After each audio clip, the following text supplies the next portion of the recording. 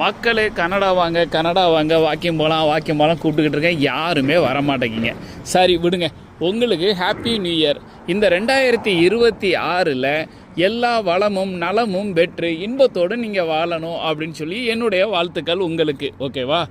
அது போக போன வாரம் இந்த வீடை உங்களுக்கு காட்டினேன்.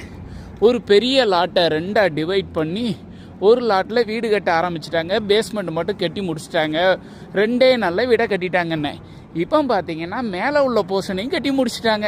பார்த்தீங்கன்னா இங்கே ஃபுல்லாக மரக்கட்டையில் தானே கட்டுறாங்களா, கடகடான்னு கட்டிடுவாங்க.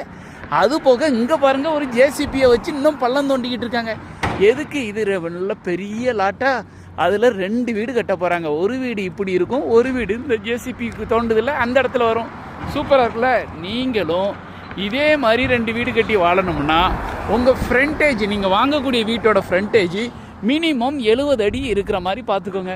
பார்த்துட்டிங்கன்னா சிட்டி கண்டிப்பாக உங்களுக்கு லாட்டை ஸ்ப்ளிட் பண்ணதுக்கு அப்ரூவல் கொடுத்துரும். நீங்களும் 2 வீடை கட்டி ஒரு வீடை விற்றுட்டு ஒரு வீட்டில் நீங்கள் குடியிருக்கலாம். போட்ட ரூபாயை எடுத்துடலாம். பாய் மக்களே, பாய், என்ஜாய் பண்ணுங்கள். Happy new year.